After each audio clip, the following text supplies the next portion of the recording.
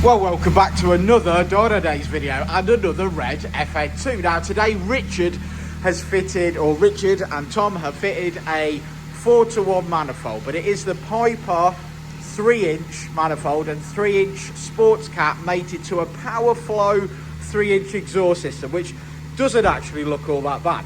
So it's got some other mods, including a bit of a homebrew Dyno whatever sort of induction kit. Well, I know that's not going to be the best, but we're going to tune it accordingly, so should drive a lot better after we've tuned it anyway because of the Dyno. But yeah, here we go. Let's make some noise and let's get another one tuned.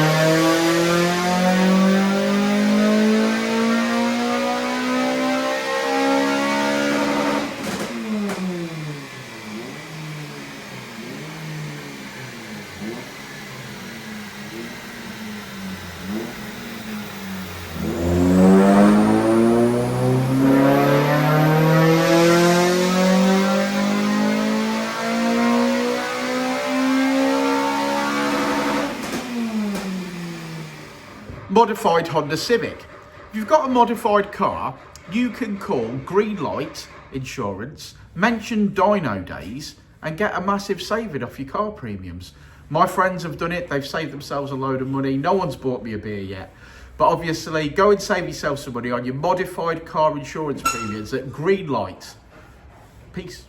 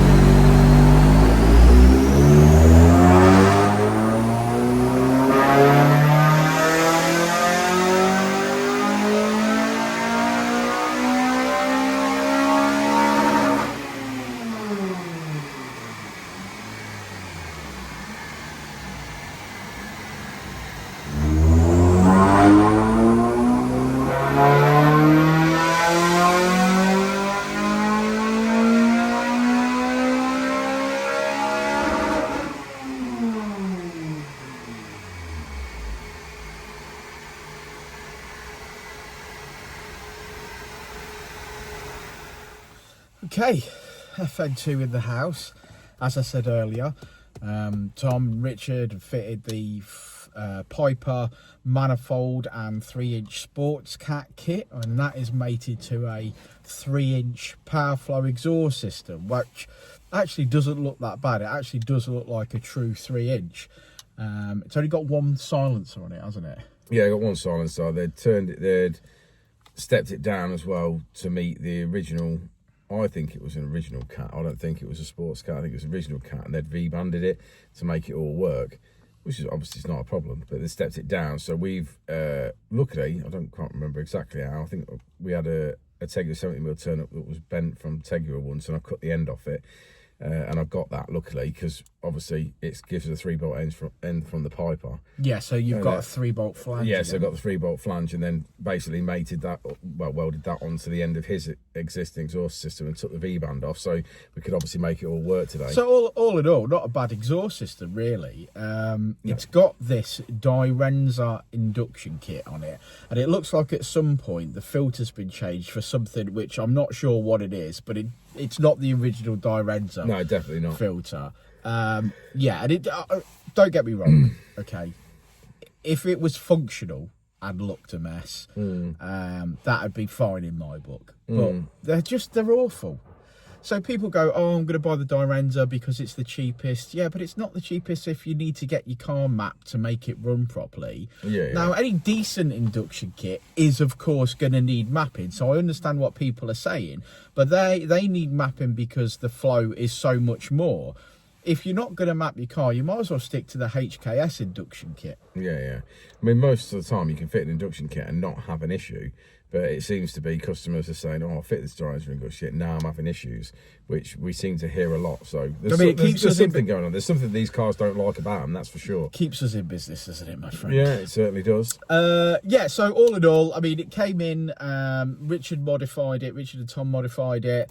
And we put it on the dyno at that point for a stop power, and it made 225 brake horsepower. It's leaving with peak of 225 brake horsepower, but there is a gain across the mid-range, and the car will feel better. We've got switchable maps, adjustable. Yeah, I mean, again, we always talk about, don't we? If you're talking about peak numbers, I mean, if we'd have ran this car this morning on a stock manifold with a stock cat with a restriction stepping down, this car wouldn't have made 225 brake, only because we put some decent stuff on it, opened the flow up. It didn't make that, admittedly, but then you're still the 225 is the limit of the other mods that are on there. So for example, like the inlet manifold and things like that. What do we say? Your first restriction is your restriction. Yeah, exactly. So what we've done here is we've unlocked power, but we're stuck at 225 because now something else is a problem. So that's where we are. Whether that be induction kit or if you wanted more power, inlet manifold, there's more mods that could be done to this car. More money can be spent on this car, of course. It's not a bad looking car, and he's a lovely gentleman as well. Yeah. Well, should we have a look at that graph? It's warm in here though. Nah, we're gonna have to get cold because we've got loads to do. But it's warm in here, Richard, and I like it in the warmth. Okay, let's look at the graph. So say it with me, lads. Red line is as she came in, blue line is as she leaves. Power in the mid-range there, finishing on 226. Oh, wow, 1 brake horsepower peak. But as Richard explained, it's about flow. Gained some at the wheels there, not bad at all. And there she is, another one in the bag. If you've got an FN2 and you need some help, give us a shout. Like and subscribe as always. That would help us out greatly. But yeah, contact us on Facebook, Instagram, go TikTok, or even better, pick up the phone and call us, or pop down. We'd love to see you. We'd love to help you with your car, and we'll see you on the next one, won't we, Rich? Indeed. We will indeed.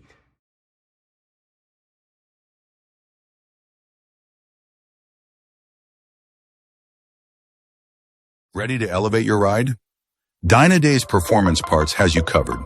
From exhaust to ECU remaps, we offer top-tier parts for peak performance. Our experts provide personalized tuning to match your driving style. Join our community of enthusiasts. Join thousands who trust Dynodaze for their performance needs. Visit DynodazePerformanceParts.com and transform your drive today.